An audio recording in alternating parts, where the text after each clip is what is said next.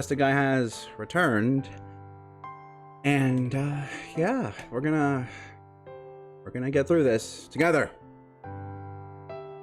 I don't know if Shion will, but we will.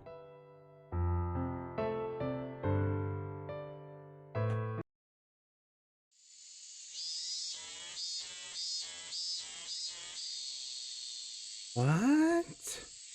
Michan, you didn't get much sleep either, did you? Did you? Yeah. I went to bed at like 3.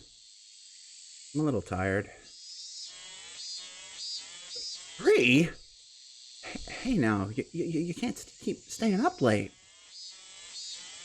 You probably read the first volume of a manga, thought it was interesting, then read the entire series, didn't you? I understand. I've done that before. I'm sure you have, Mr. Card Captor Sakura. What? Wait, is it about the mayor? He still hasn't been found? No. I went to the Furude Shrine to join the youth group in their search for the mayor. Since I knew there was no way he would be found, it was really boring for me. Well, just enduring sleepiness wasn't that bad. Not if you considered what Himiyoshi had to go through since last night. He had been hanging from the ceiling and couldn't even fall asleep or sit down, since he had to stay on tiptoes the whole time.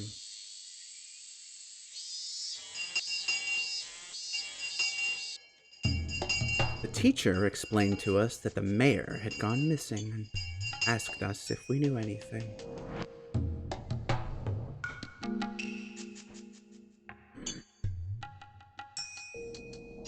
A couple of people said some things, but they were irrelevant. To me, this issue meant nothing, but it was all my classmates were talking about. Interesting. All my classmates were talking about, I guess. Is this just... because her, now that, she's finally... the narrative, and she has, finally come out and acknowledged that there was a switch of some kind. I guess she has decided, hey, I am Mion now. Is that what's going on?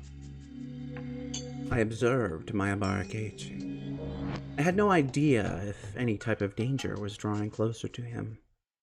Maybe I'd call him again tonight. Okay, there we go. There's my answer. She has decided she is Mion again. Or, you know what I mean. Maybe I'd call him again tonight, pretending to be Shion. I told him some outrageous stuff last night, so he panicked. But I was sure he'd calm down after a day. At that time, I heard a little girl's laughter. Uh-oh. Oh. It was Furude Rika, the last survivor of the Furude family, and their current head. However, she wasn't really treated as one. During the family councils, she'd often draw pictures, or take a nap in the hag's bed. He wasn't even invited to last night's meeting. It was hard to believe such a little girl was responsible for part of the curse system. However, even though she wasn't in a respected position as the head of the Furude family, there were plenty of old people who worshipped her as the reincarnation of Oyashiro-sama. I'd heard from someone that Furude Rika was rather odd and seemed to behave as if she knew she was that reincarnation. Maybe Takano-san had told me that at the library when she was alive. When Furude Rika became worried about something, the elderly people who worshipped her would make arrangements. It was very similar to the Sonozaki family, and was also the same system as used for the curse. I wonder, does Furude Rika know anything about the deaths of Takano-san and Tomitake-san? What does she think of people sneaking into the ritual storehouse? Does she know who snuck in and what happened to those people? As the one managing the storehouse, it was possible that she noticed the intruders first. In fact, she was the only one who could have noticed it. She must have passed on that information, which was why the curse was executed. That foolish Keiichi turned the light on when we went into the ritual storehouse. That light switch could have been connected to some kind of alarm. Furude Rika, the leader of the Furude family. Maybe getting to know her would be a good idea. Yeah.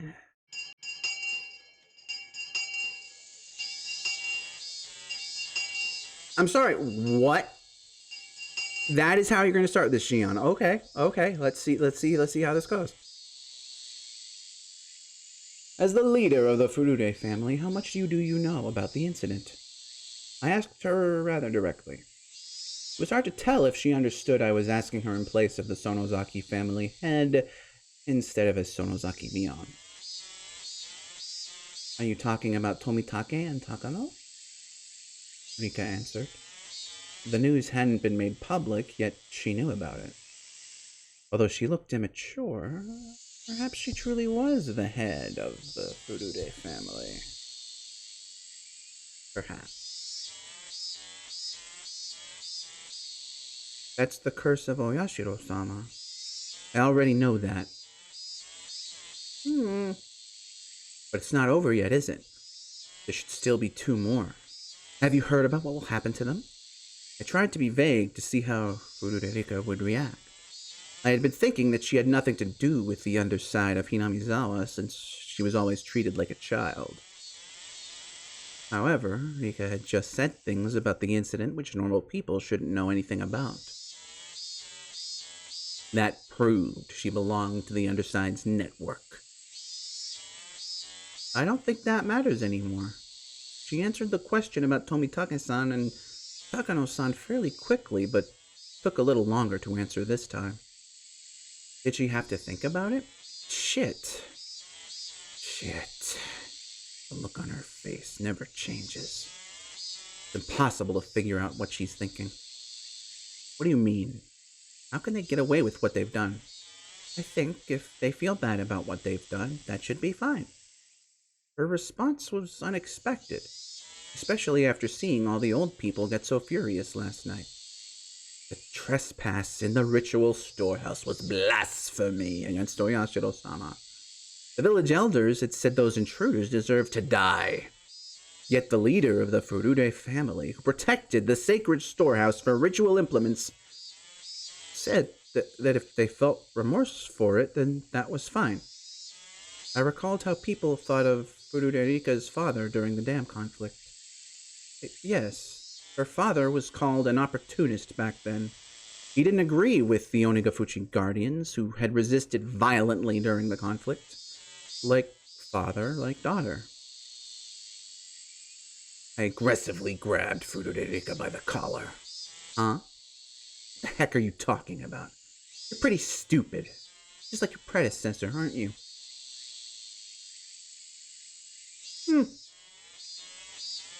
Now, Shion, and well, I guess you're Mion now. I remember you, feeling pretty differently about this, earlier in this story.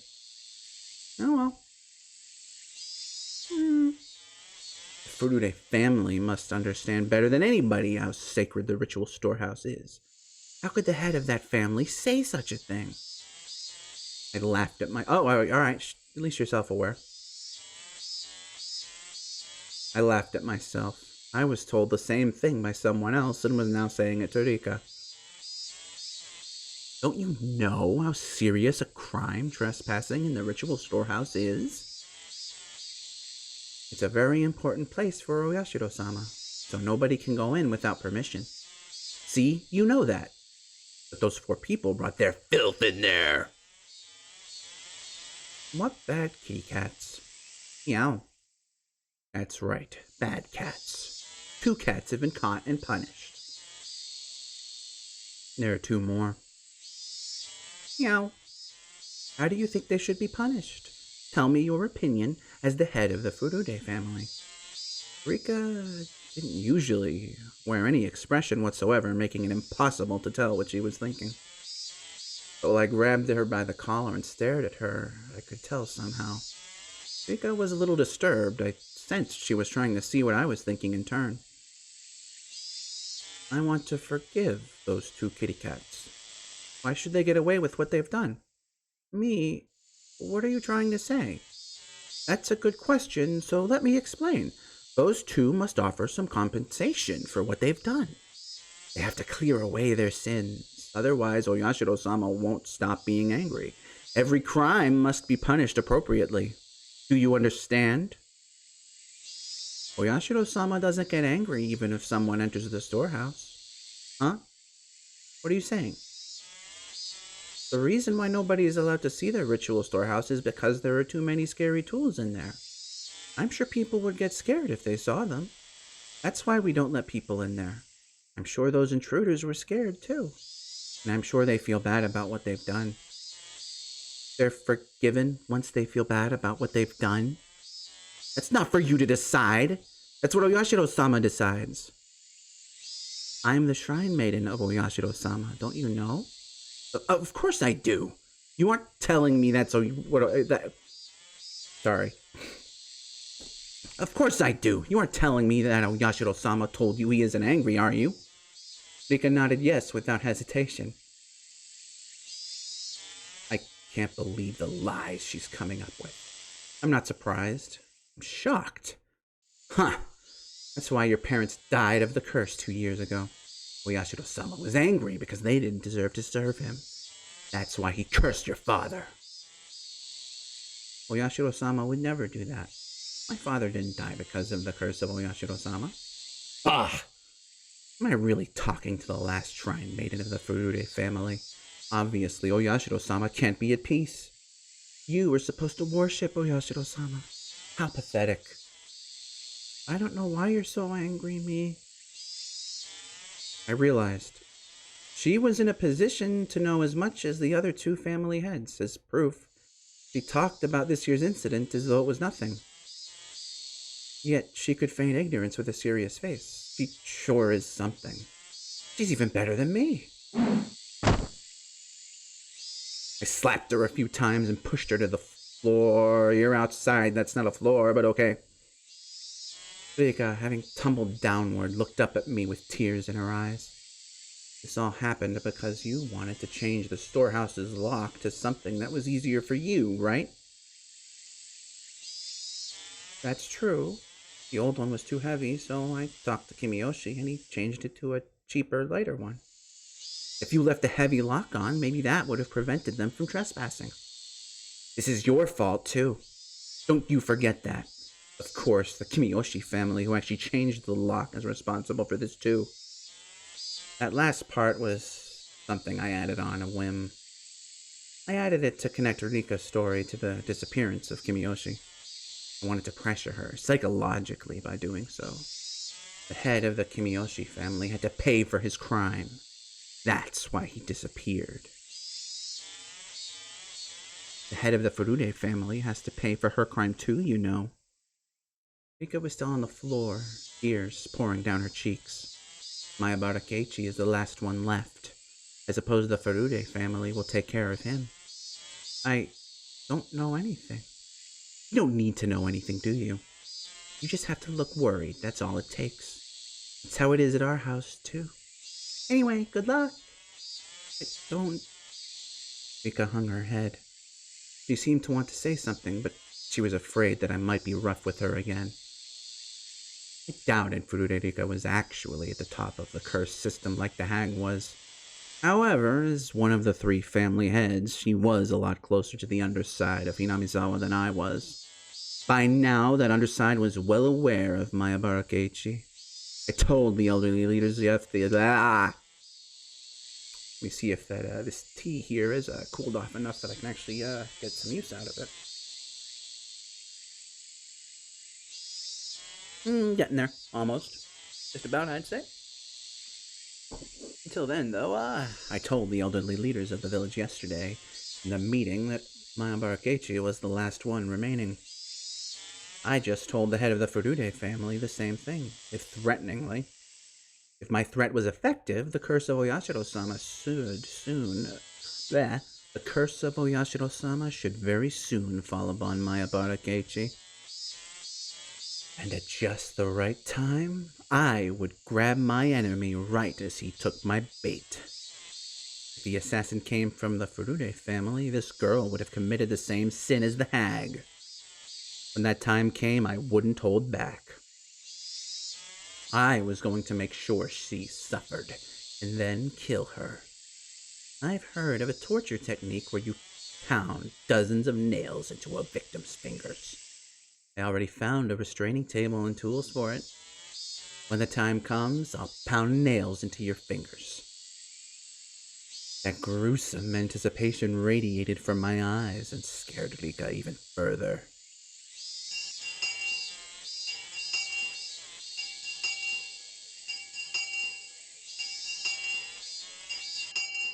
Okay, we're just going right back. I wonder how Kimiyoshi is doing. I doubt he died from tiptoeing all night, but sometimes a human can go very easily. He already told me everything I wanted to hear, and he doesn't know anything else anyway. On top of that, he was responsible for spreading the infection that was the curse system of Oyashiro-sama.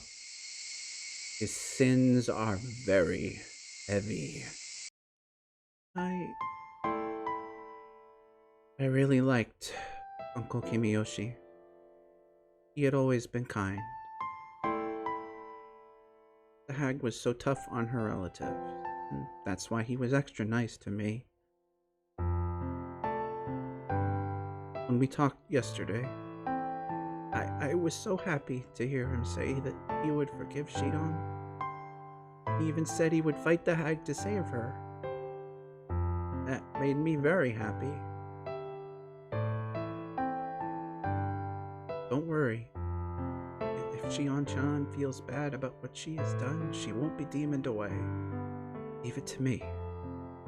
I felt such warmth inside of me. I almost shivered. I was so happy, yet so very sad.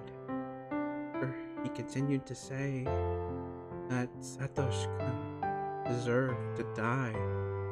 He said those nice things because he wanted to make me unhappy since she was worried about Shion. Satoshi-kun deserved to die because he was a member of the cursed Hojo family, but Shion-chan of the Sonozaki family did not. That's what he meant. In other words, to the leaders of the village, including Kimiyoshi, members of the Hojo family are more contemptible than insects. They didn't care if they lived or died. Their sin was not only that they despised the Hojo family so, but also that they let that hatred infect the rest of the village. Therefore, everyone in the village deserves to be a victim of the curse of Oyashiro-sama. Kimiyoshi and the others created an environment that excused murder in that name. If that was so, if Takano-san and Tomitake-san had committed the serious crime of trespassing in the ritual storehouse, and Hojo Satoko, the last survivor of the Hojo family, and Hojo Teppei, who had been hiding in Okinomiya, might have been the victims. Hojo Satoko. Okay, here comes the hypocrisy train. Maybe, let's see. He was always around Satoshi-kun. He expected Satoshi-kun to help her every time she cried. She was one of the people who cornered him. If Satoko wasn't that much of a burden, Satoshi-kun wouldn't have killed his aunt. Somebody told Satoshi-kun to commit that murder, and to hide the evidence of his What?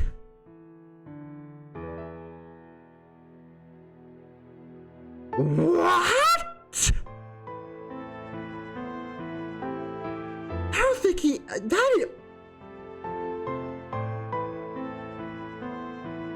mean, I don't think you're... I mean, you're not scratching yet, but... God, do you ever? Anyway.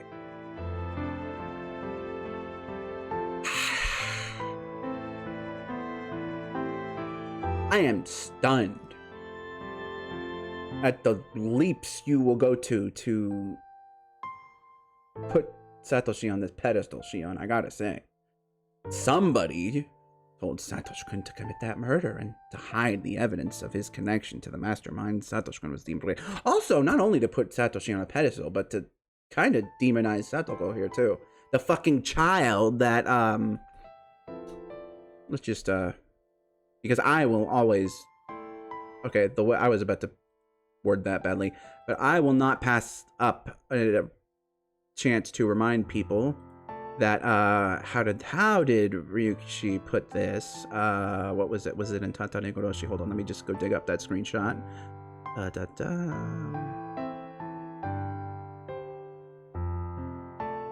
that one. Not that one.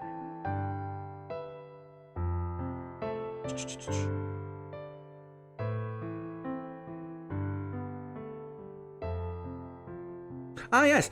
Appears to be suffering from an outbreak of something close to neurosis or manic depression. If her unstable pubescent mind is negatively stimulated by stress, it will put her development of a healthy body and mind at risk. This cannot be allowed to continue from a humane standpoint. Yes, and this is the person that Shion is about to flip out at. That child. God damn it, Shion.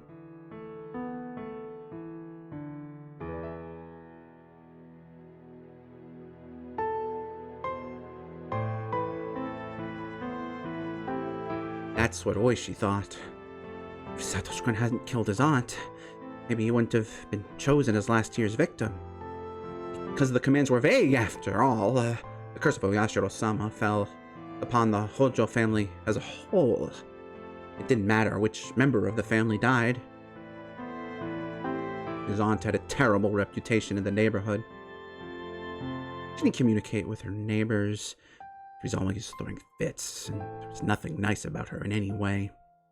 Even if Satoshi-kun didn't kill her, the curse would have fallen upon her sooner or later. Their aunt was the first victim. There needed to be another Hojo to calm the curse. According to a rumor, their uncle was living somewhere in Okinomiya with his lover. However, Okinomiya was a little different from Hinamizawa. The Sonozaki family was powerful there as well, of course.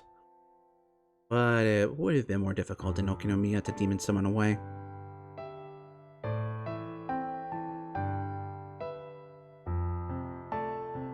So naturally, Satoshi-kun and Satoko, who were still in Hinamizawa, became the targets. Which one should be cursed? That was simple. Satoko, of course. She was snobby and lacking in manners. Everyone in the neighborhood liked Satoshi-kun, even if he was the son of the Hojo couple who betrayed the village during the dam conflict. Compared to Satoko, he didn't deserve to die. Therefore, the actual victims of last year's curse should have been his aunt and Satoko.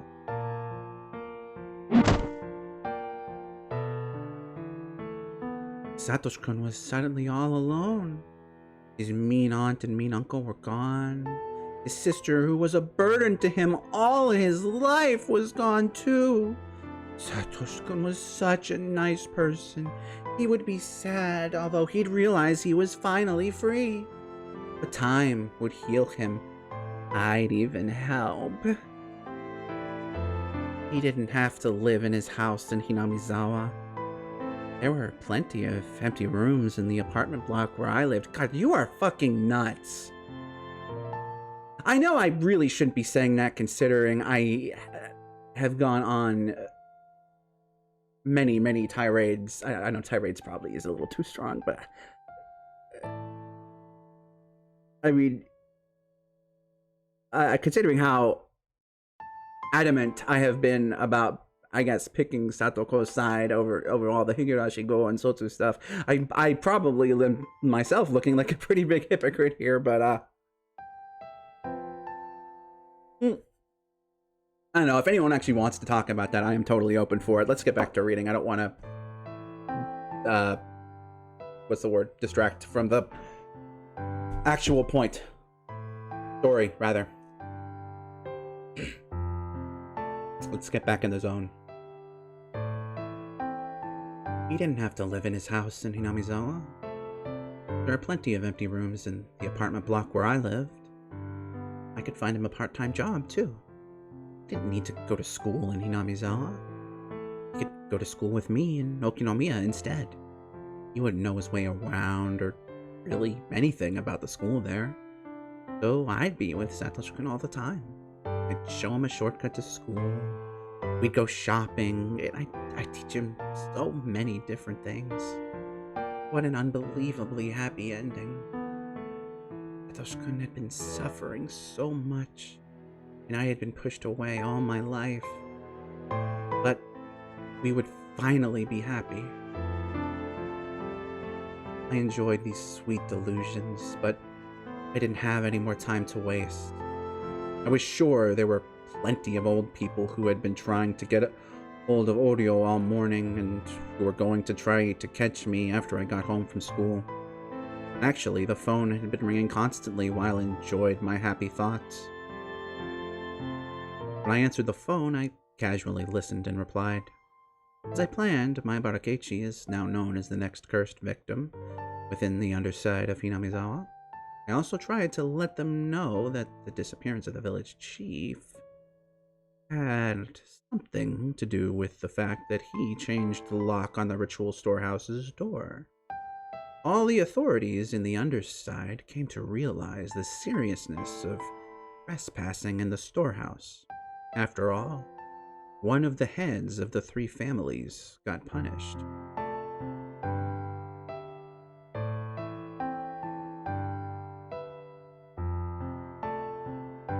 Okay, this isn't actually, because this one is not about Sotsu.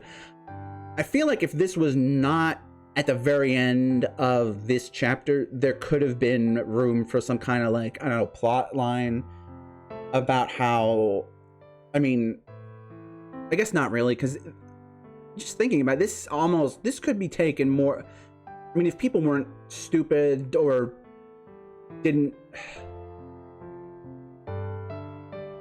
I mean, it's not, but it sounds almost like there's a coup going on, you know? Because even in Watanagashi, I mean, the actual chapter, not the festival, it, like, everyone, even more so than in the chapter after that, where, like, the freaking whole village died, there was all this talk about how weird that one was. And, I mean, I think that's a kind of, might have been an interesting angle to play with, you know? I don't know. Anyway, one of the phone calls was from Oishi. He had also heard about Kimiyoshi's disappearance, and he knew it had something to do with the changing of the lock. I'm impressed. He had some pretty good sources, but all he can do is catch whatever information he can get. There's no way for him to find out where it's coming from. I'd call my Barakechi again later tonight. Some of the more aggressive villagers may have already started to take action around him. I'm sure that by now, Keiichi is feeling the danger that's coming toward him. I'd have to be careful that he doesn't get killed easily. If I can catch the enemy before they bit Keiichi, I can use him again as bait. My Barakechi. I haven't known him for that long. He's funny, if not intelligent. He'll never replace Satoshi-kun, but I do think he's fun to be around. There's just one thing I don't like about him. He rubs my head far too often. His hand is as warm as Satoshi-kun's hand, which is why I can't stand it. But that's about it. My Barakechi isn't Satoshi-kun's enemy. I don't hate him. He's fun to be around, but I wouldn't shed a tear for him if he became a victim of the curse. I won't prevent my Barakechi from being killed, But I won't kill him myself, either. I'd made arrangements for the curse to fall upon him, but I never told anyone to kill him. Well, I suppose I did tell Fururerika to take care of my Abarakechi. Wait a minute. To avenge Satoshi-kun? I'm doing the exact... Yeah, I was just thinking that. I was literally just thinking that. I'm doing exactly the same thing as the hag did. I'm using the exact same system that killed Satoshi-kun. My Abarakechi. I'm just using him. I told people to let the curse fall upon Keiichi, but I've been giving him appropriate warnings. I'm going to help him if he tries to live. If I catch all of my enemies, maybe I'll let him loose. He's different from Satoshi-kun. Satoshi-kun was tricked into killing his aunt and was killed himself afterwards, so there wouldn't be any evidence remaining. I don't think that's quite right, Shion, but you know what? Whatever. We're past this. I won't kill my Abarakechi. That's how I'm different from the hag. I'm different.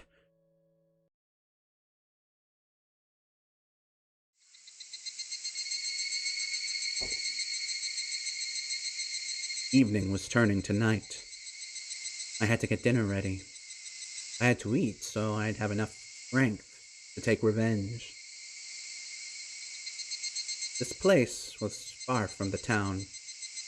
It would even get isolated during winter because of the snow. It's not unusual for a household like this to have 2 or 3 refrigerators. There were plenty of groceries left in them. I was glad I didn't have to go grocery shopping. I could hear the chorus of the Higurashi. They'll often say that the sound of the Higurashi brings back memories. But for me, it's the exact opposite. I've only ever heard the sound of the Higurashi in Hinamizawa. Therefore, the sound of the Higurashi, to me, is Hinamizawa. The sound reminded me that I wasn't supposed to be here. That I couldn't be here. That was when I heard the doorbell. Because there was a good distance between the house and the gate, there was both a doorbell and an intercom by the latter. It had a security camera, too. Something as modern as a security camera monitor in this old-fashioned kitchen looked rather strange. I turned the switch, but nothing appeared on the monitor. I tried to check the plug, but there were a bunch of cords going behind the refrigerator, so I couldn't even do that. The doorbell continued to ring while I tried to figure out if the monitor was broken or if I just didn't know how to turn it on. I only felt like answering the door depending on who it was. It would normally be easiest to pretend to be out, but that wouldn't help me. I was waiting for my enemies to show up. I couldn't just hide myself in that case. The hag was supposed to be sick and in an extremely bad mood. I'd already sent word out that she didn't want to see anyone. So who could it be? I made up my mind and turned the intercom on. If it was someone unwanted, I could just turn whoever it was away. But I had to act normally so I wouldn't arouse suspicion. I had to act normally. Yes? Who is it? Hello. She didn't tell me her name, but I recognized her voice. Rika-chan, what are you doing here at this time of day?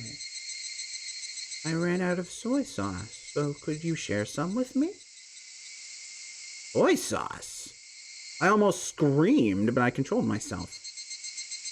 I took a moment to think about the situation. Hinamizawa was far from most stores, so sometimes neighbors would share seasoning and stuff with each other. The village sometimes got snowed in during winter, but the Furure Shrine was quite far from this house.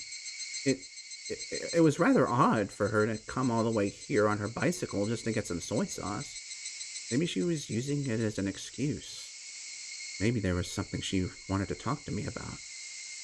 That was when I noticed a piece of paper that was on the refrigerator door next to the intercom. We still have plenty of homemade soy sauce in stock. Feel free to come to the Sonozaki house if you want some. The hag must have given that flyer to everyone.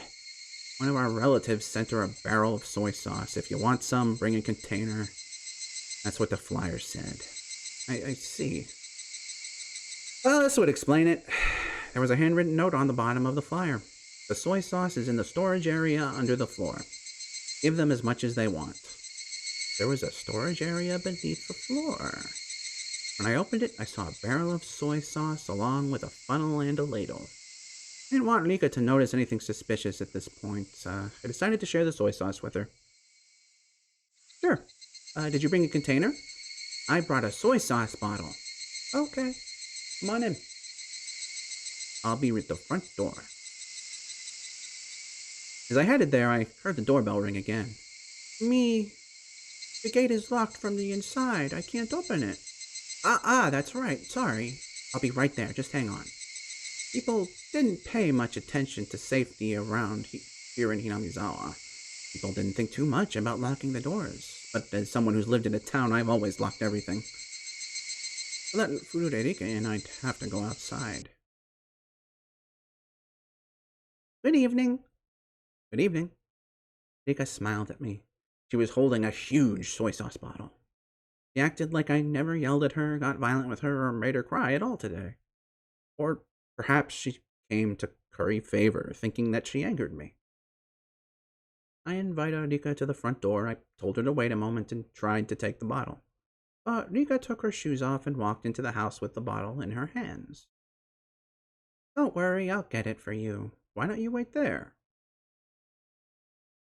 I'm pretty good at pouring soy sauce into a funnel, you know? She looked at me as if begging.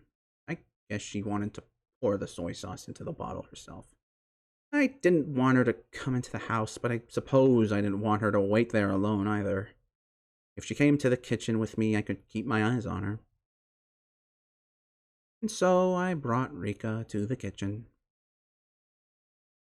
We walked down the hallway. I only heard my footsteps. I stopped suddenly and turned around to make sure Rika was following me. Rika bumped into me. Me? Sorry. I made sure she was right behind me and started to walk again. Tap, tap, tap. Tap, tap.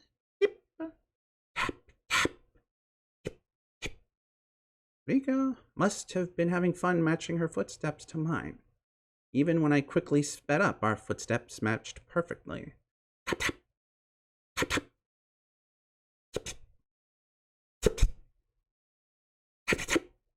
I stopped suddenly.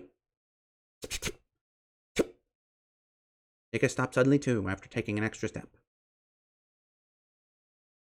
When I turned around, Rika smiled at me.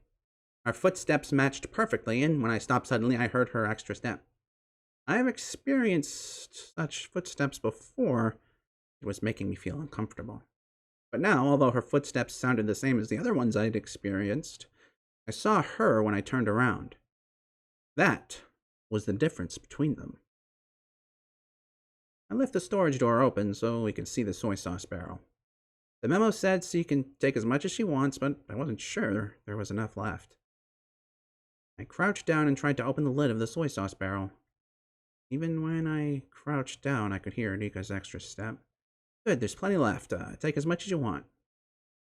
Ooh! When I turned around, Rika was very close to me. But... Who is this? I saw Rika. But it wasn't Rika at all. It was like when I switched with my sister. The outside was the same, but the inside was different. Did Rika have a twin sister? I was confused for a moment. That was when Rika sprayed something from a small bottle into my eyes. Huh? I felt a terrible pain in my eyes and suddenly tears poured out, and my nose started to run. I couldn't stop sneezing either. I stumbled around, covering my face. I then realized I was attacked. I shut my eyes tightly for a moment, then opened them again. Rika was about to grab my hair to drag me down onto the floor. When Rika saw me open my eyes, she sprayed me again. I shut my eyes to avoid the spray, but my nose still breathed in the substance. I avoided the pain in my eyes, but the tears, the runny nose, and the sneezing continued. Shit! My brain isn't working quickly enough. However, when I finally understood that I had been attacked by Furude, my brain started to grind into motion. Furude knocked me on my back and got on top of me. I tried to escape from her by rolling on the kitchen floor. As I rolled, I hit an oven, a huge jar, and destroyed a pile of something on the floor as I fought back. But Rika didn't let go of me. She stayed on top and restrained me. She was sitting on my stomach and I felt intense pain and pressure. She sure could fight well. Still couldn't see anything. Rika had the upper hand, my eyes were shut, and I was in real danger. As I tried to blink, I saw Rika's expression. I didn't know Furude all that well. I only knew her from the few times we met when I went to school as Mion and from the things I've heard from other people. But as far as I knew, there was no way Furude would ever do something like this. This is just impossible, impossible, impossible! No, I can't fill my head with that word. I have to calm down and figure out what to do next. Shit, I'm too much of a mess to even think. I tried to peek at her face again. She still had the spray bottle in one hand. What I didn't expect was the thing in her other hand. How could I mistake it for anything else? It was definitely a syringe. When Rika realized I'd regained my eyesight, she pointed the spray bottle right at me and let loose with it. I shut my eyes tightly and tried to ignore the pain. That was when, even though I was blinded, Rika made a miscalculation. She had sprayed at me from such a close distance that she inhaled the substance as well. I heard Rika sneeze and realized that it was my chance. Even if I couldn't see, I knew she was right there. I hit Rika's face a few times. When I felt Rika's weight shift, I escaped. I then got my stun gun ready. Rika must have inhaled just a little of the spray. She wasn't sneezing anymore and was glaring at me instead. Hey, are you picking a fight with me? You want me to wreck you? Rika's expression didn't change, but I was sure she was disappointed that her surprise attack was a failure. Rika flinched just a little, but she was still holding the spray bottle and aiming it at my eyes. She was trying to use the spray first, and then give me the shot. I didn't know what was in that syringe, but it was a clear liquid. It had to be something bad. She wanted to take my eyesight, get on top of me, and then give me the shot. If whatever was in the syringe took a while to take effect, I might have the chance to fight back and seriously injure Rika. But Rika's surprise attack told me that just being injected was more than enough. In other words, whatever the effect, it would start to work immediately. Therefore, I wouldn't be able to fight back against her. It'd probably knock me out or kill me. In any case, what I had was equally deadly. My stun gun was very powerful. Just one shot would be all it took. What happened before was proof of its power. Rika knew my stun gun was a lot more powerful than her spray. She was being extremely cautious. Hey, what do you think you're doing in my house, huh? If you aren't moving, then I'll come to you. I threw a pile of newspapers at her. The pile wasn't tied together, so the newspapers flew all over Rika. I jumped at her immediately after. I shoved my stun gun into her and pulled the trigger. Rika spasmed and fell to the floor. You fool! Hesitating in a fight where a single blow wins. Only amateurs just glare at each other. You don't have a single clue about how advantageous the first strike is when a single blow can decide everything.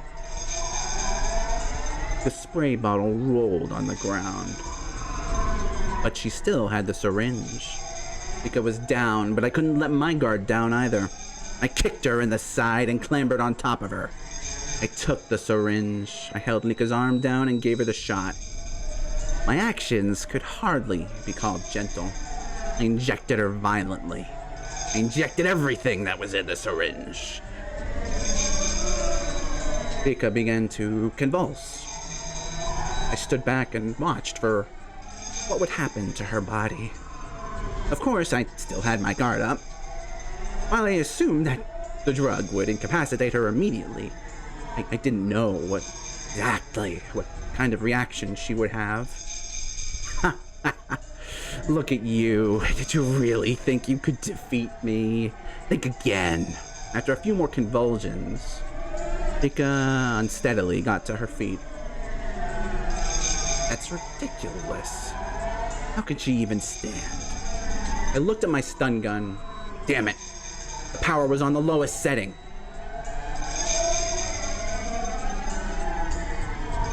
Maybe it had been readjusted when we were rolling around on the floor. Talk about a miracle. For Rika.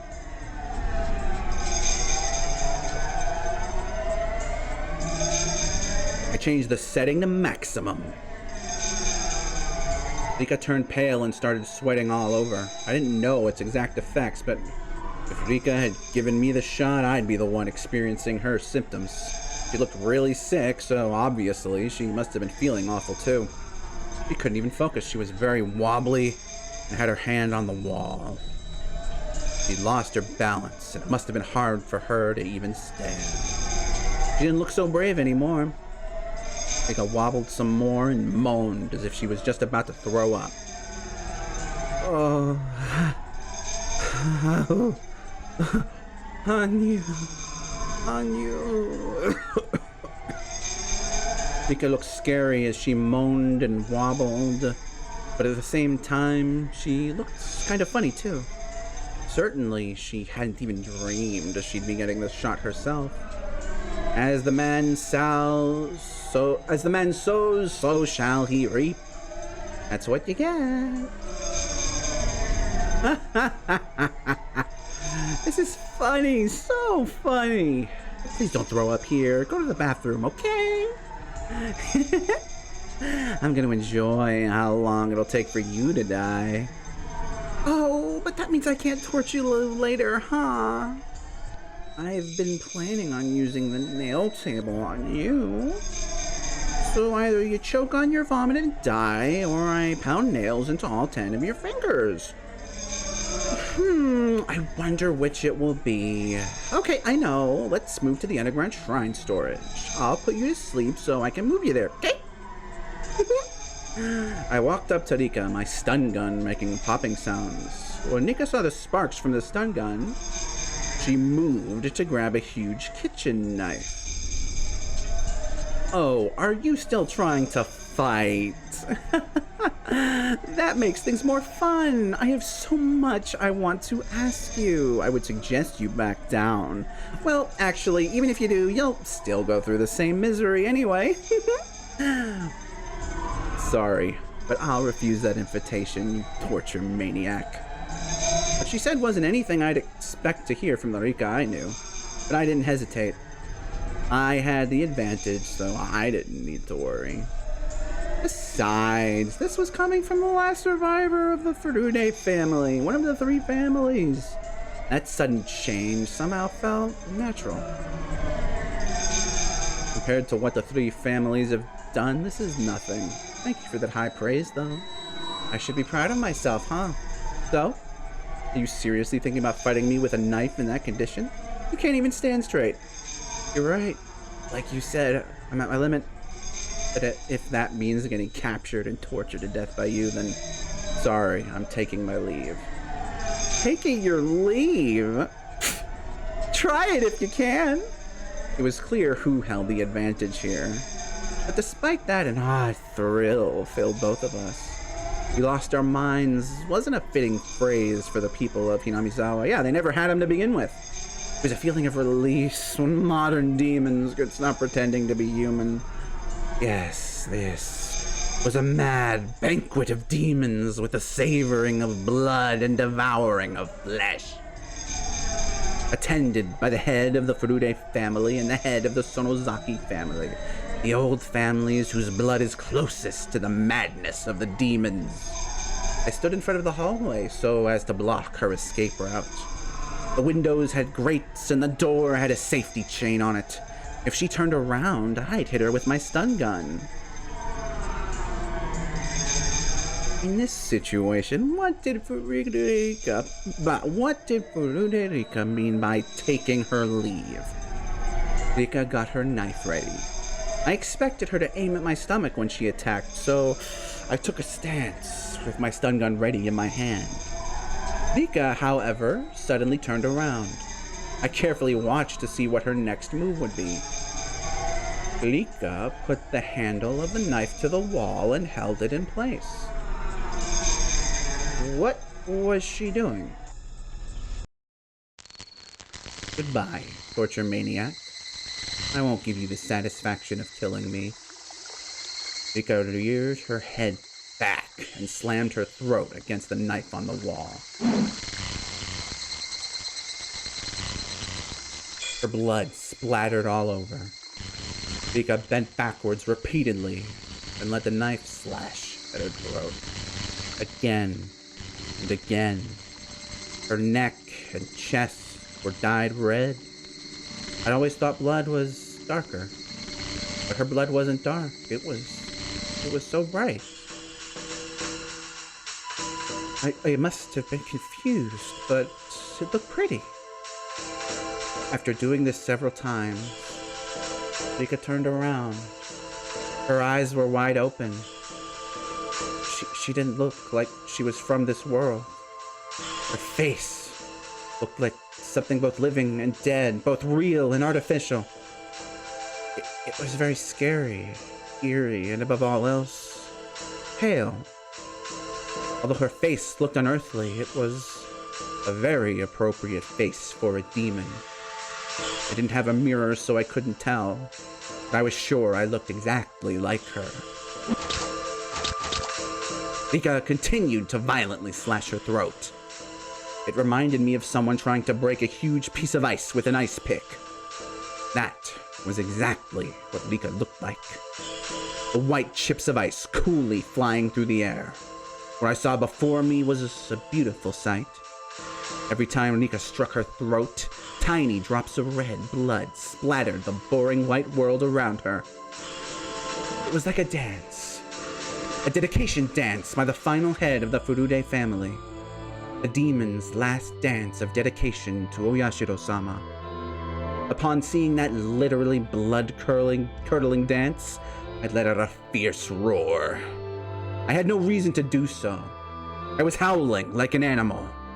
We were like animals trying to kill each other, both getting covered in blood. And inevitably, as one convulsed in a pool of that blood, the other threw back its head and howled. My body shivered with the joy I felt inside of me. This was death, the most final of judgments, and it was right before me. The demons howled, screamed, and roared. The roars faded, and my voice started to change from the voice of a demon back to that of a human. As a demon, I roared, but as a human, I sneered. Rika was covered in blood from her neck down. Her blood was pouring out, making a little noise. Rika was still staring into my eyes. I stared back at her. I wasn't sure they were still eyes, though. They were no longer human eyes, but the eyes of the dead.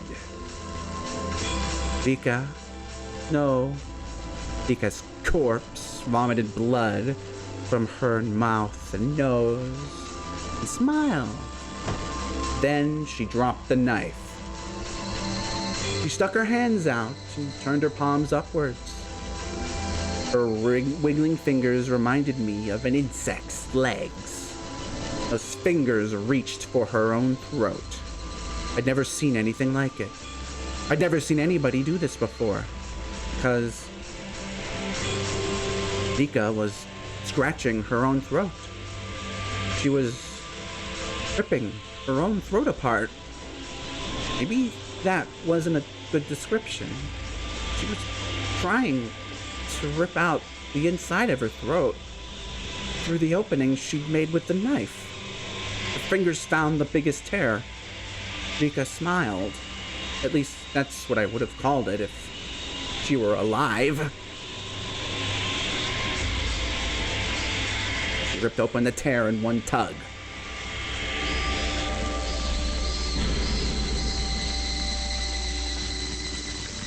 Upon hearing my scream, Rika died and fell on her face into the pool of blood. That was it. She didn't get up again to show me her throat. I stepped back from Furude Rika's body and bumped into the wall in the hallway.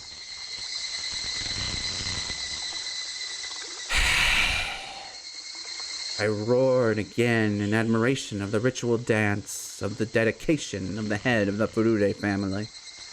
Joy ran through my body and my blood rushed through my veins. I won, I defeated her. I then realized I'd disposed of the heads of the three families, the core of the curse of Oyashiro-sama. Everything was finally exposed. The curse of Oyashiro-sama and its masterminds were all exposed. I disposed of the leaders of the three families who all killed Satoshi-kun. The head of the Sonozaki family died of a heart attack. She was at the bottom of the well along with a wheelchair. I apprehended the head of the Kimiyoshi family. He continued to tiptoe until he died. The head of the Furude family died in a way that was perfect for the final head of the three families of Onigafuchi. I did it. I did it. I accomplished my mission. I defeated all the masterminds.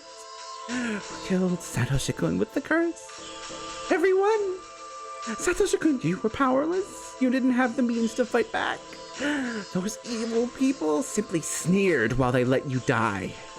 After marking you as a member of the cursed Hojo family, I will never ever forgive them. They believed you deserved to die because you were one of the Hojos. As long as it was done by the curse of Oyashiro-sama, they didn't care how you were killed. I will never forgive those people for creating this world. What could I have done to save you, Satoshi-kun? I couldn't save you. Sonozaki Shion couldn't do anything else at the time. If I was Mion, not Shion. If I was Mion that day, I could have saved you. Mion could have saved you. That's right, I remember now. Shion, she said she wanted to eat red snapper sashimi that day. I was supposed to eat that, but Shion pouted and cried. That was why I let her switch just for that night. I did it to make her happy like a big sister would. Shion was never treated well, so I felt bad. That was it. I was being a good sister. That was it. When morning came, the world had been turned upside down, and it had remained so until today. We weren't twins anymore. The one with the demon was Mion, and the one without the demon was Shion. What was that supposed to mean? Wait, Mom, listen. I'm Mion, not her. You can tell us apart, right, Mom? Look, can't you tell I'm Mion? Come on, everyone, tell me I'm Mion. I'm Mion. Don't call me Shion. I'm Mion, I am. Then I realized, you knew, didn't you, that the relatives weren't gathering for a simple party that night. You knew. No, I didn't. I really didn't know. How can you say that? You were so persistent that day. You said you'd never eaten red snapper before, so you really wanted to try it. You never gave up asking me. I really didn't know. I didn't know. If I had known, I wouldn't have said that. Oh, sure. You were always jealous of me.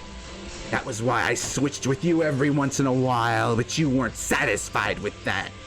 You became even more jealous, and that night you knew what was going on and took me on from me. You took me on from me. Give me on back. I'm the one who's Mion. I am Sonozaki Mion. You were Shion this whole time. Don't call yourself Mion, you imposter. I kicked the bars of the cell repeatedly while I roared. Compared to my roar, the metallic noise of the bars sounded like the cry of a whimpering little puppy. I had been convinced by something so stupid. The tattoo of the demon was just a way of telling us apart. Even without that tattoo, I am Mion. That's right, I am Sonozaki Mion. I gathered my hair and put it in a ponytail with the yellow band that Mion used all the time. As I didn't feel my hair on my neck, I felt like I could think more clearly now. Two Mions looked at each other through the iron bars. According to our sibling rules, that was never to happen. Yes, there was only one Mion and one Shion. There could never be two of either at the same time. Shion, let your hair down. I am Mion and Mion is here. You were never Mion. Don't pretend to be me ever again, do you hear? I said, do you hear? If you do, answer me, Shion! I took myself back on this day. Shion admitted she was Shion. Ah, how wonderful it is to be Mion. I feel great. I can think clearly now. Because after all, Mion is capable of anything. Unlike you, Shion. How dare you pretend to be Mion? Do you have any idea? Huh, Shion? Yes, sis. Shion called me sis. And so I was Mion. The demon who had been asleep deep inside of me was finally allowed to wake up. The demon roared and my whole body shivered to express its joy. Shion, you committed a great sin. You were Mion until now. You were in a powerful position as Mion of the Sonozaki family that you didn't even try to rescue Satoshi-kun. You had millions of chances to save him, but you chose not to do anything.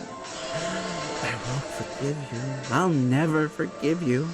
I could have saved Satoshi-kun. You took him from me and you killed him. I'll never forgive you for that.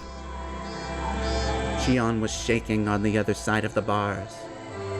I will kill you. I'll kill you in the best possible way. Starting today, I'm going to think of the best, most gruesome way to kill you.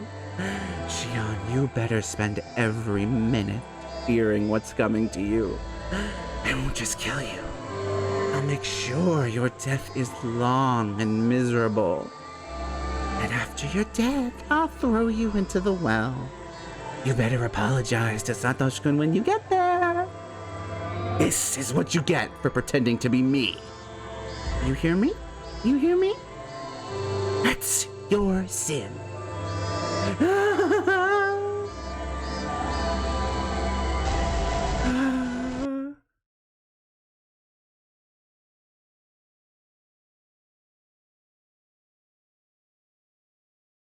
I needed to at least clean up the kitchen.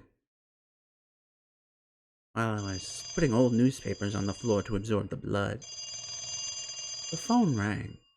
I didn't want to answer, but maybe I should. I should answer it and talk to whoever it was. Hello, this is the Sonozaki residence. I thank you for answering. This is Hojo calling. I was surprised to hear the Hojo name, but I realized right away that it was Satoko. Oh, what's the matter, Satoko? Sorry to call so late. Is Rika not there with you? Ah, yes. Ever since Hojo Satoko was abandoned, she had been living with Furude Rika. Of course she'd get suspicious that Rika hadn't returned yet. Ah, yeah, she's here. Oh, she's still there? It's long past dinner time. Hey, Satoko. I made too much dinner tonight, so I told Rika-chan to eat here with me. Eh? Is that so? Oh, why don't you come over too? I have plenty of food left. Rika-chan has already started eating. Oh, Rika. All right, I'll clean up a little, then head out. See you shortly. Okay, I'll be here. See ya.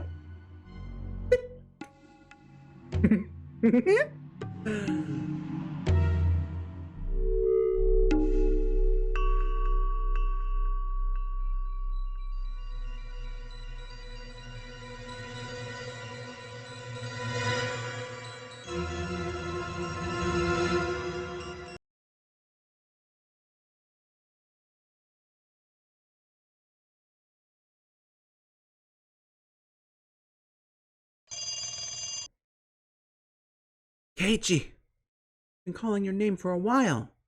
You have a phone call. It's from Sonozaki-san.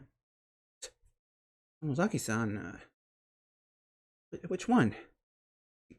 The older sister or the younger one?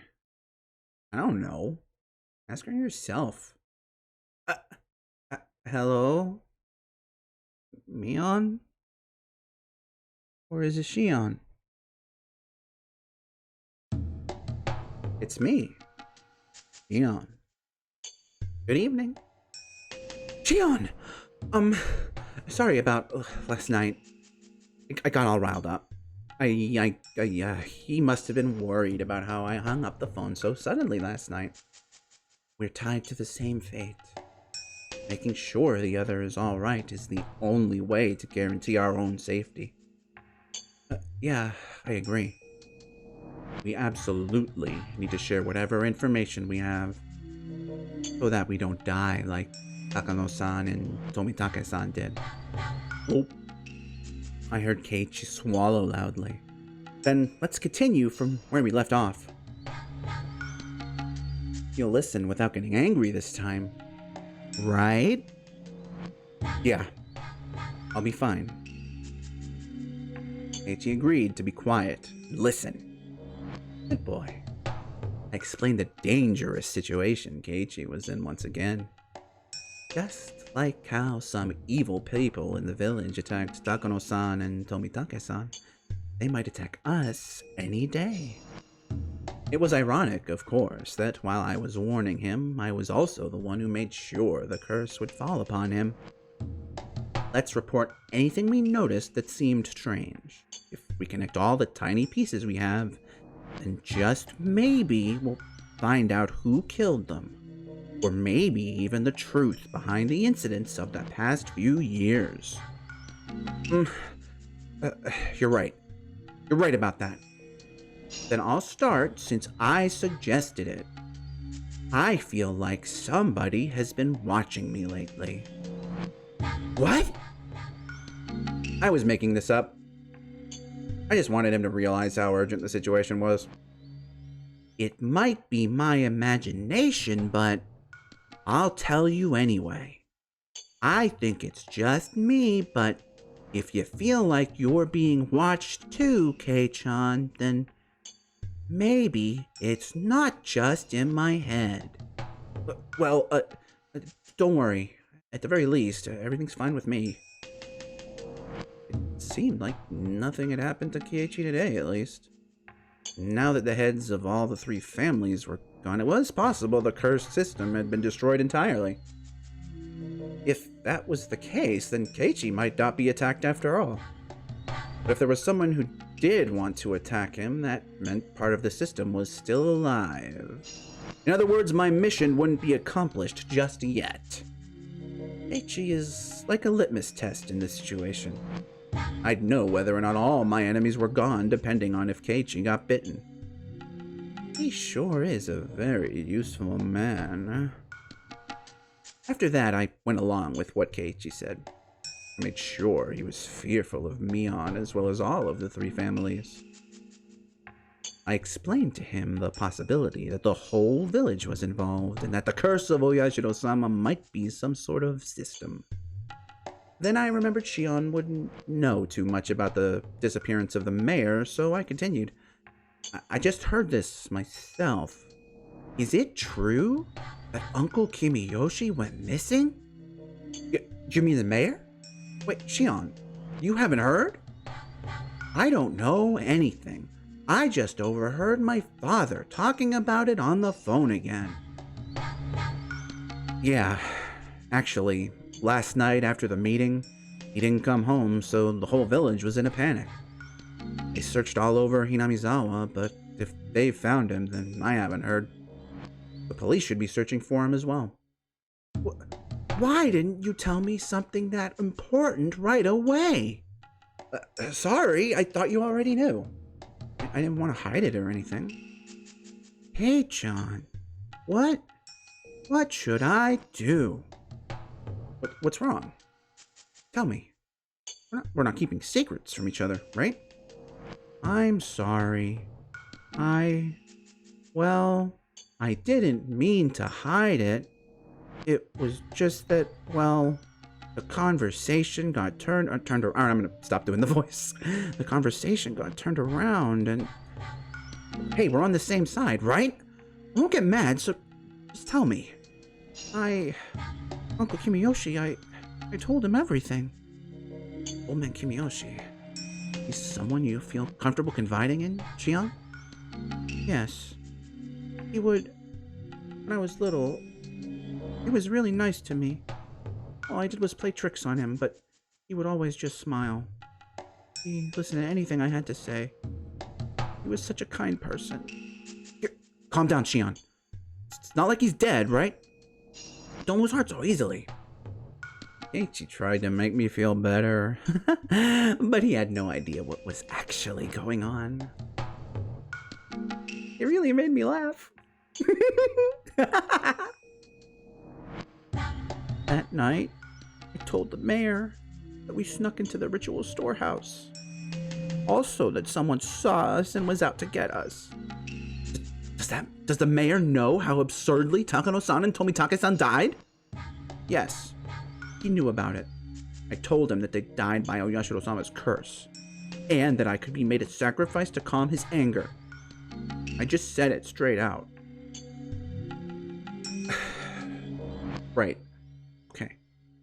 What then? Uncle Kimiyoshi didn't get angry.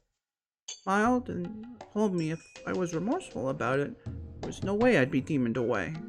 He was really smiling. That he told me to leave it to him. I actually got a little sad while saying that. Uncle Kimiyoshi had been so reliable.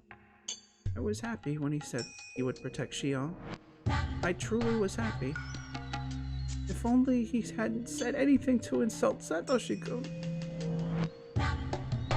It's my fault, because I confessed everything. Stop it, Shion. Not your fault.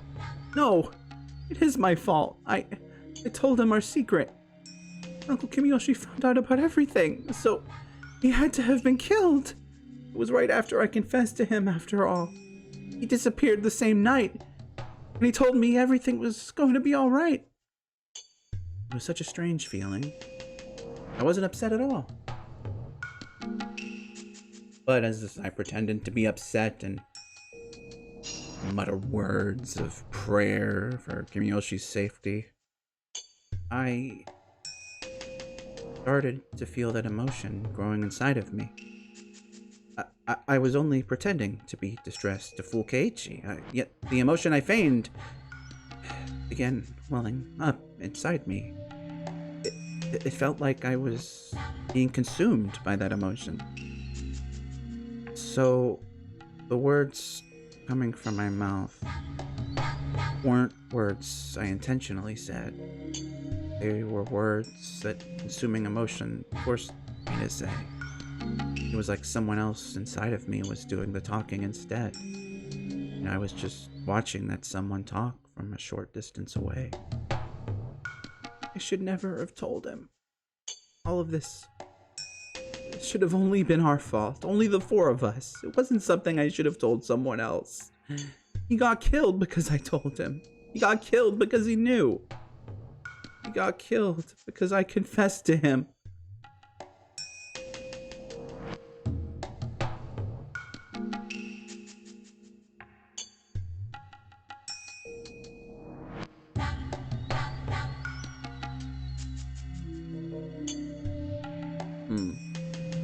Hey, stop. If they were doing that, then they would obviously have killed you before killing the mayor. It doesn't make sense. You or I should have been killed first. Why would other people die before us? It does make sense. They must be planning to kill us last of all. Huh? What? What? They start by killing those we're close to. And then after they've caused us so much pain, then they'll kill us. That must be what they're doing. What I just said scared even me. Killing our loved ones first to harm us emotionally and only then kill us at the height of our suffering. Whoa.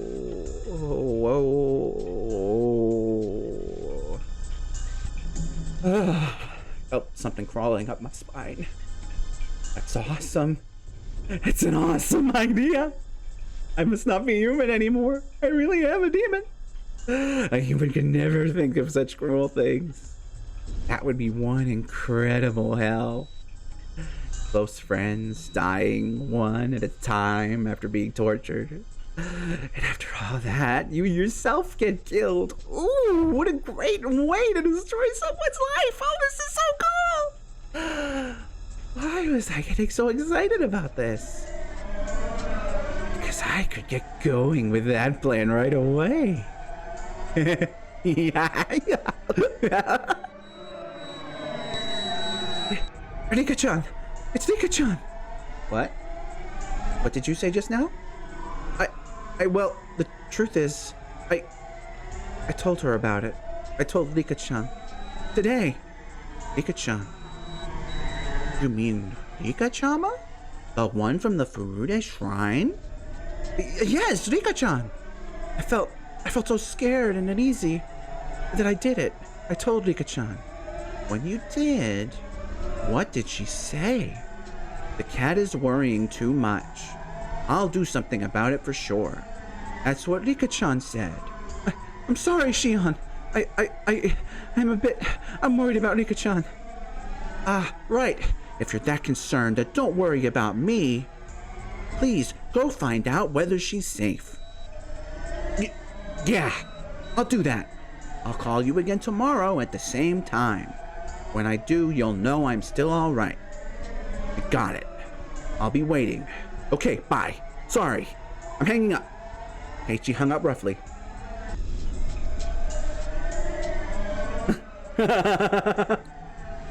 What a hilarious conversation with Keiichi. Everything was just too damn funny. Mahabara Keiichi, go ahead and struggle helplessly. Run all over the village and see if the curse is still alive. Go ahead and see if my enemies are still around.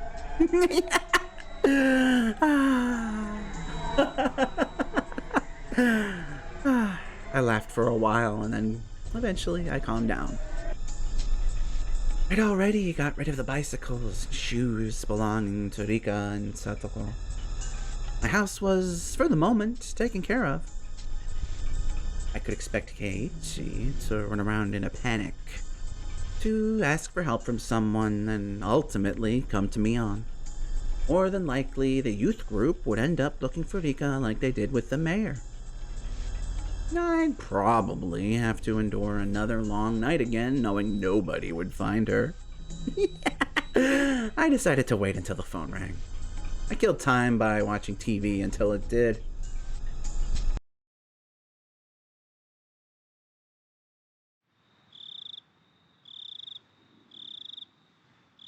Kei-chan, you serious? I'm gonna get really mad if this is a joke. I scolded Keiichi for suspecting that Rika had disappeared. Mii-chan, if it really is a joke, don't get mad. Smile. It would be a joke after all. We need to go make sure whether it's a joke or not. You're right. Sorry for getting upset. Rena rebuked me. While she looked quiet, I felt that she could be very terrifying under her skin. I had no basis for that impression, but I still felt that way. I just didn't like her. I had disliked her ever since that rainy day at the bus stop. It wasn't that we didn't get along, though. How should I put it? I was at a loss for how to explain. That was it. I found a good example. When I was little, I always wanted to play tennis. I had my relatives take me to a tennis court, and they all praised my skill. Okay, Shion, where the fuck are you going with this? I was doing nothing more than hitting a ball with a racket. But they told me I was talented, and that made me happy. When I went to school, I told my classmates I played tennis, and they told me that I was talented too. Then, one of my classmates, who was usually very quiet... okay, I see where you're going with this. I apologize. Said she also played tennis. Not only did she play, but she took lessons. Although I'd bragged about my serve, I was no match for her. I felt lonely and insulted that everyone was paying attention to her and not me. She was usually very quiet. But suddenly I realized that she knew more and had a lot more experience than me. Anna at the bus stop was just like that. I thought of myself as a demon now. I'd awakened a part of me that was half human and half demon. The part that lived in Onigafuchi village.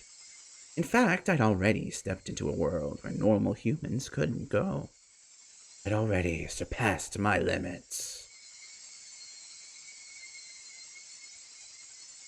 I genuinely thought of myself as a superior being, having transcended the realm of mortals. I am a Super Shion. But when my eyes met with Higurashi, I felt what I did long ago. Tennis.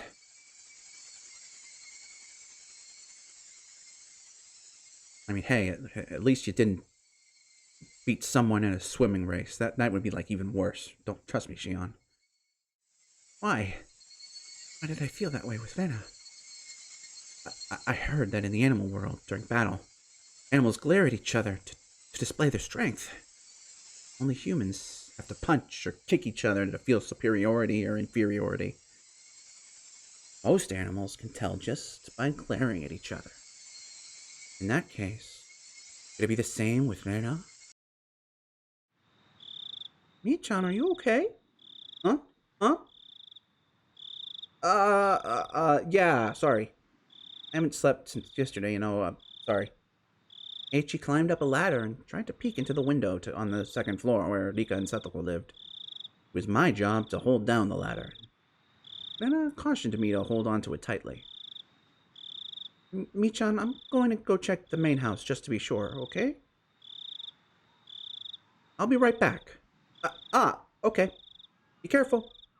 And I ran off after that. When I looked up, I saw Keiichi trying to open a window, but all of them were locked.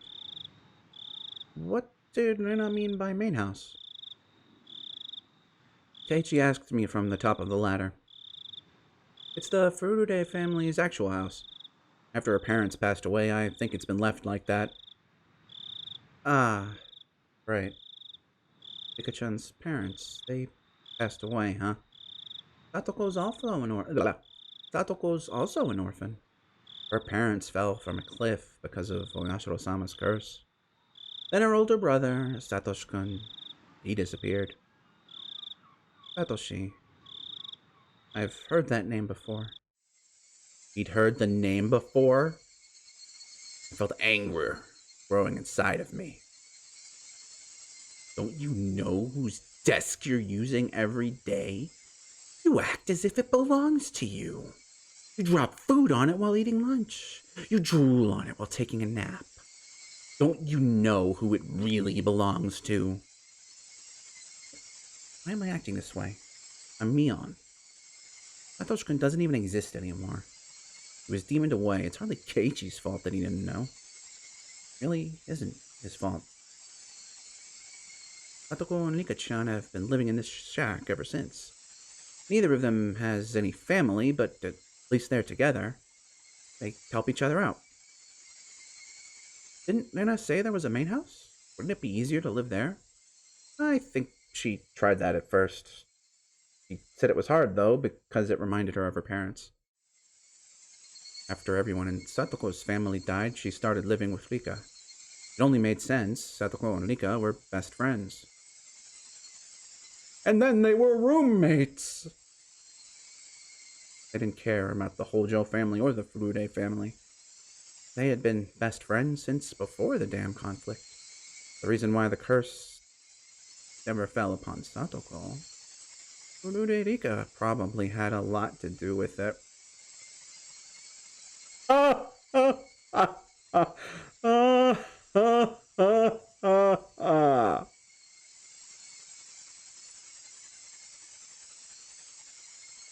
That made more sense than anything else, at least. Oh, you sweet summer child, Shion. Satoko was pardoned from the curse of the Hojo family. All thanks to Furude Rika's arrangements. That was it.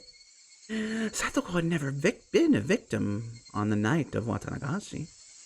According to the curse system I'd uncovered, the last survivor of the Hojo family still living in Inamizawa would be the perfect target for this year's curse. Therefore, whoever was responsible for executing the curse must have tried to take her life. However, nothing happened to her, proving that Satoko had escaped from the curse. That was really and truly infuriating.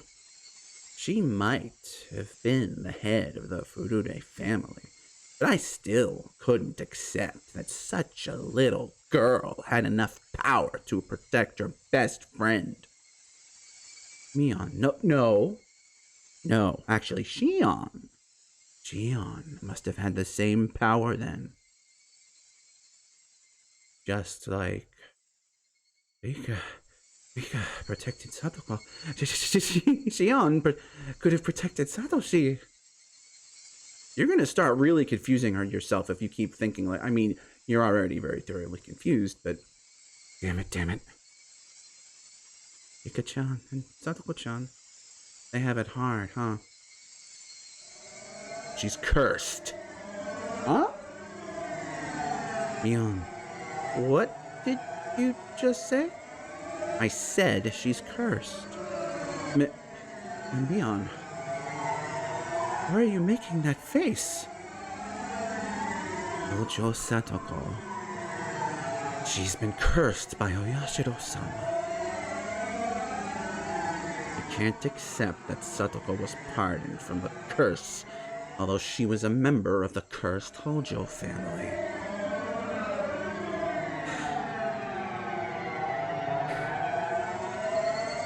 I can't accept it.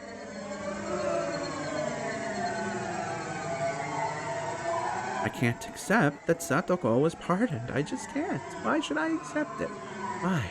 It's not fair. Would you accept it? I know I wouldn't, and I'm not going to.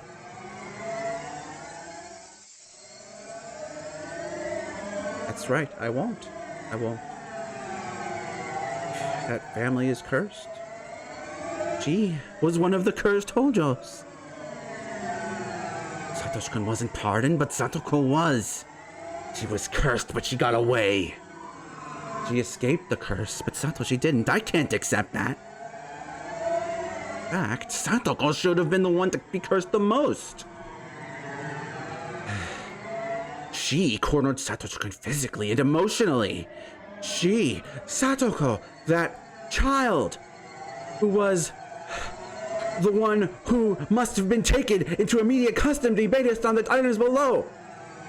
That child who was mentally abused. That child who was negatively stimulated by stress, whose development of a healthy mind and body was at risk.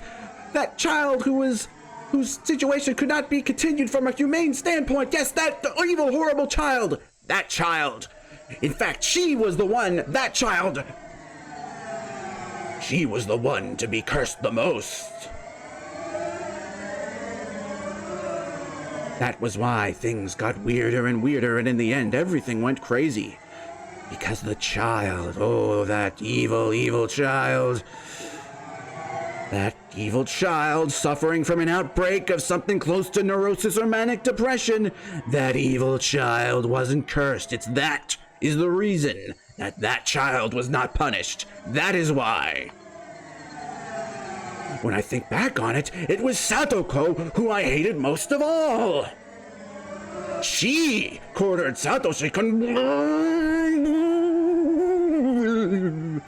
As a result, Satoshi-kun disappeared. She started it. She caused it. If only she hadn't been there.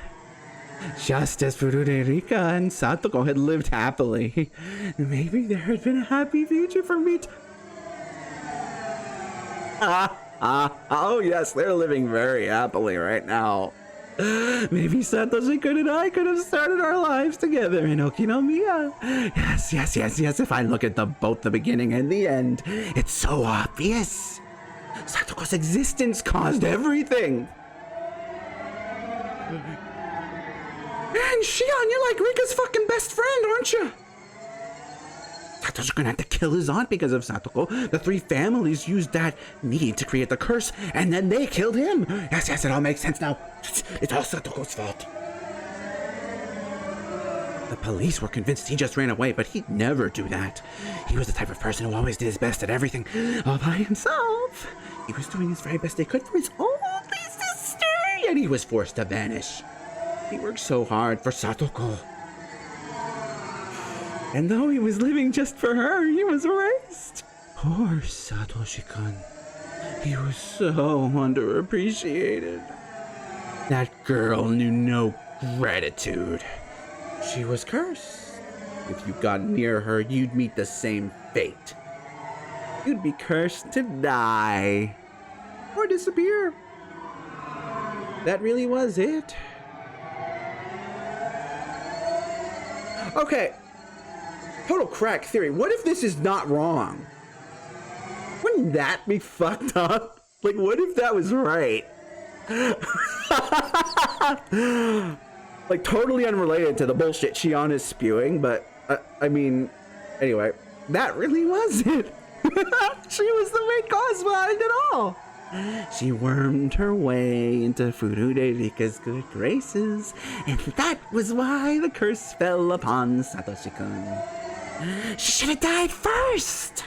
Then Satoshi-kun would still be alive. If he was alive, I could have done something for him. I can't forgive her. I can't forgive Satoko. I can't forgive that girl. There can be no peace with her. There can be no peace. She was the perfect target for the curse of 1983. The curse of Oyashiro-sama. Fururerika, the reincarnation of Oyashiro-sama. Rika was dead. The reincarnation of Oyashiro-sama had died. It was so sad it wouldn't be able to fulfill its duty. There was no more God and Hinamizawa to deliver the curse. Oh, what a cruel fate. I'm the one who has to deliver it now. It falls onto my shoulders, into my hands. I am Sonozaki Mion, the head of the Sonozaki family, one of the three families of Onigafuchi. Now that all the heads of the three families are gone, there is nobody to surpass me. I will deliver the curse of Oyashiro-sama, and nobody else. I'll deliver it. I am the curse. I have become Oyashiro-sama. I feel hot bubbles boiling all over deep inside of me. I could tell the demon inside of me wanted to roar. I noticed Keiichi was looking down at me. Calm down, Mion. You can't tell what you're thinking. Calm down, calm down. At that point, footsteps coming closer. I saw 4 or 5 adults, accompanied by Nana, running toward us with flashlights in their hands. One of them opened the lock on the cabin door, and we all went inside. Of course, there was nobody there. Satoko and Nika lived alone. I doubted Satoko would have left a note saying she was going over to the Sonozaki house when Rika was there already. But it wouldn't be fun if she had. Because of that, I hurried into the room ahead of Rena to make sure there was nothing left behind. The rumor of Rika and Satoko's disappearance spread around the village quickly. More and more villagers gathered at the Furude shrine. Acting in place of the head of the Sonozaki family, I commanded them to search the village. The villagers nodded and scattered. How long it had been since the last time I was truly Mion. I felt so pleased that my body almost went numb. Lots of villagers went in and out of the shrine. They yelled at each other that she was nowhere to be found. Some suggested other places to look, and they all left. They made a lot of noise with their comings and goings. Members of the Women's Association brought out huge pots and gas cookers from the storage and got ready to cook for the men. That was when I noticed Keiichi unsteadily walking towards a copse of dark pine trees. What was he thinking? How stupid of him to be alone on a night like this. If a person responsible for executing the curse was nearby, he wouldn't come back safely.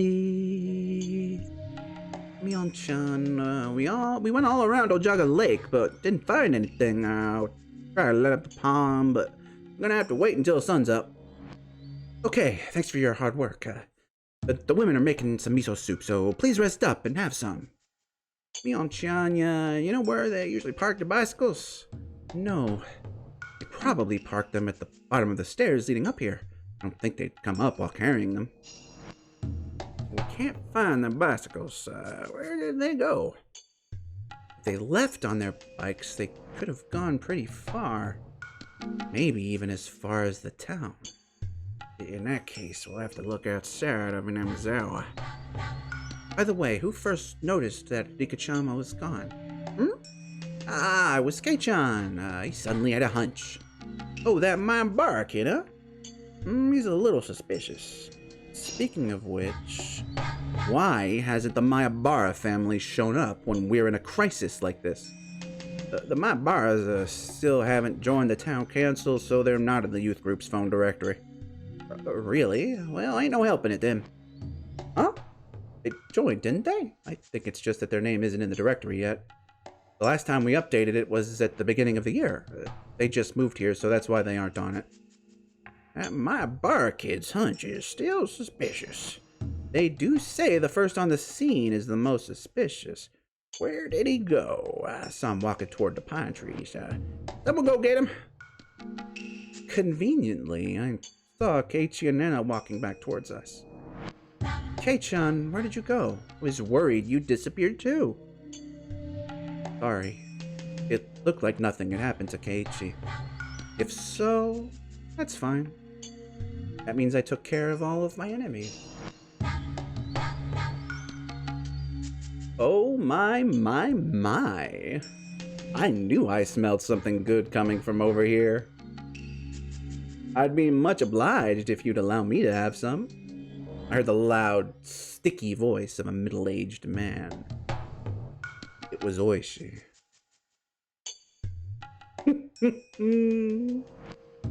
He must be confused about this year's incident. The scale of the curse this time is nothing like the previous ones. Oishi's information network is about equal to or better than that of the elders on the town council. In other words, he could easily uncover a rumor that was circulating through the underside of the village. He must have came here to see if the disappearances of Kimiyoshi and Nika had something to do with the changing of the lock on the ritual storehouse's door. The police will come for me sooner or later. I am Sonozaki Mion. By removing all of the heads of the three families, my enemies, I have become the head in their place. Can't allow Sonozaki Mion to continue existing. I'll have to destroy the existence of the head of the Sonozaki family. When I destroy my own position, that is when my revenge will come to an end. Yeah, more than likely, I'll have Oishi witness my final moment. My eyes and Oishi's met. Ah, damn it. He thinks I'm suspicious already. You're right, Oishi. I did it. Sonozaki Mion, the head of the Sonozaki family, is the culprit.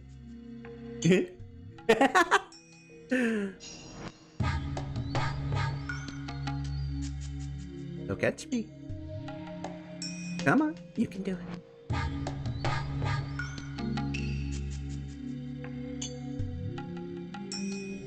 You have acquired new tips. 195, 196. The path to hell. Alright, you know what? I changed my mind. I think I might keep trying to plow through this. So, after we read these tips, I'm gonna refill my tea and continue. But first, the tips. Notebook, page 195. Furude Rika. She was the head of the Furude family, but she never even appeared at the most important meeting. Even if she did show up, nobody would ask for her opinion, so it never really mattered if she was there or not. The legend in the Furude family says that if their firstborn child is a girl for 8 generations in a row, that 8th girl would be the reincarnation of Oyashiro-san. According to Takano-san's research, Furude Rika is very likely to be the one.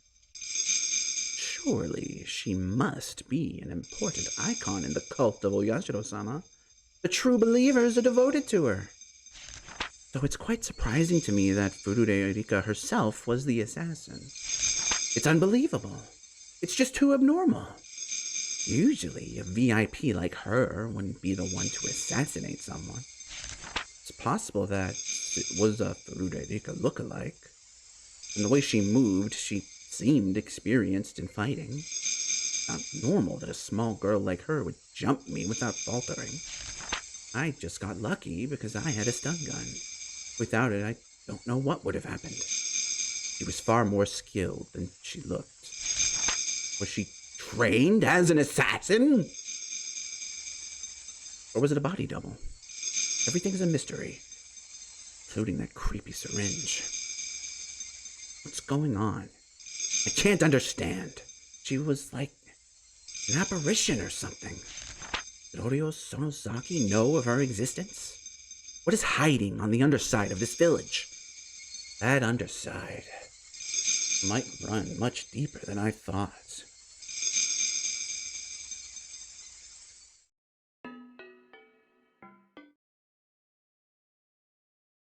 At this point, I believe I can complete my revenge by destroying the curse system entirely. That means that I have to eliminate the heads of all the 3 families. The successor Shion, and the assassins who are after Keiichi. Although Keiichi is completely unguarded, he hasn't been attacked so far.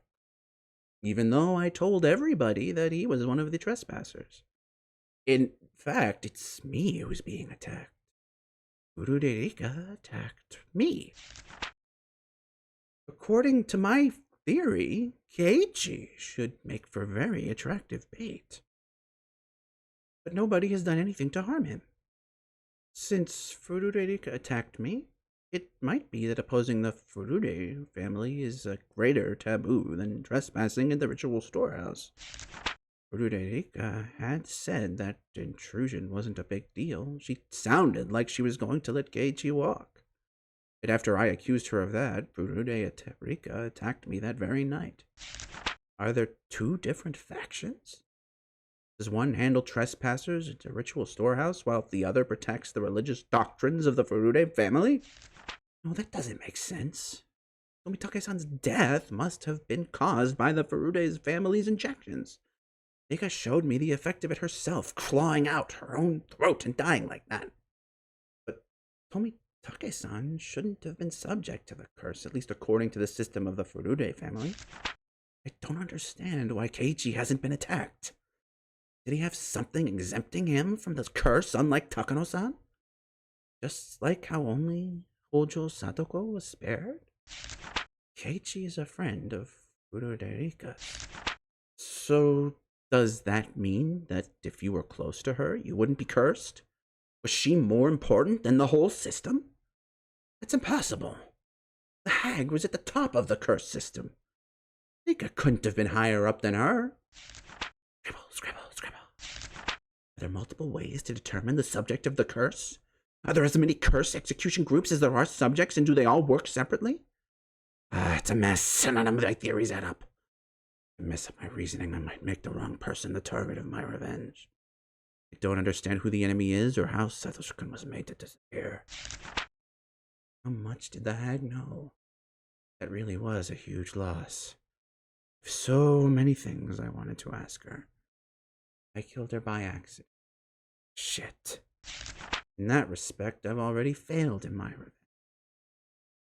The underside of Hinamizawa really does run too deep. Scribble, scribble. The whole page is blacked out with scribble.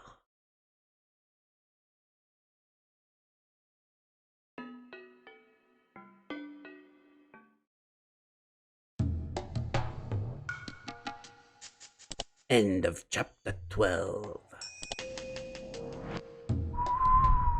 Okay, I'm gonna go grab some tea, citizens, so I'm going to have to say farewell, but this is just... well...